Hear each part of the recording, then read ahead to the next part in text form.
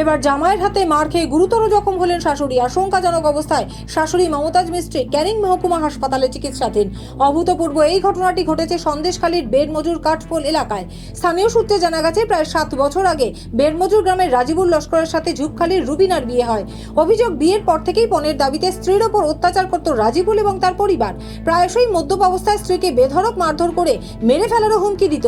এদিন সন্ধ্যায় অতর্কিতে রুবিনাকে বেধড়ক মারধর করে রাজিবুল এবং তার বাবা আলাউদ্দিন। খবর পেয়ে মেয়ের বাড়িতে ছুটে এলে জামাই এবং মেয়ের শ্বশুর মিলে তাকেও বেধড়ক মারধর করলে গুরুতর জখম হন মমতাজ মিস্ত্রি। খবর পেয়ে পরিবারের লোকজন উদ্ধার করে স্থানীয় সরবেরিয়া হাসপাতালে নিয়ে গেলেও সেখানে তার অবস্থার অবনতি হওয়ায় তাকে ক্যানিং মহকুমা হাসপাতালে স্থানান্তরিত করেন চিকিৎসকেরা।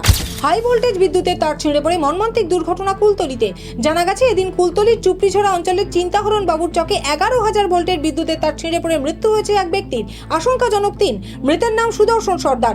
গুরুতর জখম অবস্থায় নব হালদার, জয়নাল সর্দার এবং মনোরঞ্জন হালদার নামে 3 জন চিকিৎসাধীন জয়নগর কুলতলি গ্রামীণ হাসপাতালে। স্থানীয় বাসিন্দারা জানান, অন্যান্য দিনের মতোই এদিনও চায়ের দোকানে বসে চা খাচ্ছিলেন অনেকেই। আচমকায় বিদ্যুতের তার ছিঁড়ে পড়ে চায়ের দোকানে। আর দোকানে ভিড় থাকায় সেখানে উপস্থিত অনেকেই বিদ্যুৎস্পৃষ্ট হন। তবে তাদের মধ্যে 4 জনের অবস্থা আশঙ্কাজনক হওয়ায় তাদের হাসপাতালে নিয়ে যাওয়া হলে চিকিৎসকেরা সুদর্শন সর্দারকে মৃত বলে ঘোষণা করেন। আহতদের হাসপাতালে দেখতে আসেন কুলতলির বিধায়ক গণেশ চন্দ্র মণ্ডল এবং কুলতলি থানার আইসি সতীনাথ চট্টরাজ। ভয়ঙ্কর এই দুর্ঘটনার পরে তড়িঘড়ি পাশে থাকা ট্রান্সফরমারের মেইন সুইচ বন্ধ করায় আরও বড় বিপদের হাত থেকে রক্ষা পাওয়া গিয়েছে। ঘটনায় তীব্র চাঞ্চল্য ছড়িয়েছে গ্রামবাসীদের মধ্যে। শিলিগুড়ি শুধুমাত্র পশ্চিমবঙ্গ নয়, গোটা ভারতবর্ষের জন্য গুরুত্বপূর্ণ শহর। কারণ এই শহর দিয়েই ভুটান, নেপাল, বাংলাদেশ, উত্তর পূর্ব ভারত অর্থাৎ একটা বিরাট অংশ যোগাযোগের কেন্দ্রস্থল। পর্যটন, ব্যবসা বাণিজ্যর পাশাপাশি শিলিগুড়ি করিডোরকে ব্যবহার করেন সমাজ বিরোধীরা।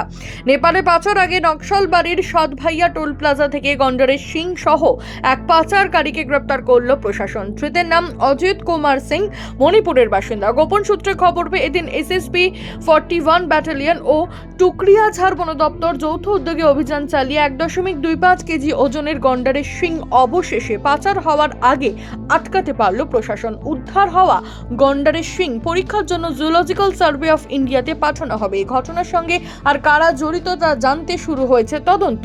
ছুটির দিন সকালবেলা শুরু হয় পুলিশি ধরপাকড়। পশ্চিম বর্ধমান জেলার কাকসারে মিরেপাড়ার বাসিন্দা বছর কুড়ির বয়সী হাবিবুল্লাহ মানকরকে টানতে টানতে নিয়ে গেল পুলিশ। কম্পিউটার সায়েন্স নিয়ে পড়াশোনা করা ছেলেটি মেধাবী ছাত্র হিসেবেই এলাকায় পরিচিত। তবে পুলিশ কেন একে ধরে নিয়ে যাচ্ছে প্রশ্ন উঠতেই প্রকাশ্যে এলো চাঞ্চল্যকর তথ্য। বাংলাদেশের জঙ্গি সংগঠনের সাথে যুক্ত থাকার অভিযোগে যুবককে গ্রেপ্তার করল রাজ্য পুলিশের স্পেশাল টাস্ক ফোর্স। সূত্রের খবর, বাজেয়াপ্ত করা হয়েছে যুবকের মোবাইল ফোন ও ল্যাপটপ। আর কারা কারা তার সাথে যোগাযোগ রেখেছে তা খতিয়ে দেখছে এসটিএফ। এলাকায় মেধাবী ছেলেটি যে বাংলাদেশের জঙ্গি সংগঠনের সঙ্গে যুক্ত হতে পারে তা ভাবতে পারছে না কেউ, হতবাক বাসিন্দারা। এবার কালীঘাটে খোদ মুখ্যমন্ত্রীর বাড়ির সামনে পৌঁছে গেলেন আন্দোলনরত আপার প্রাইমারির বঞ্চিত চাকরি প্রার্থীরা।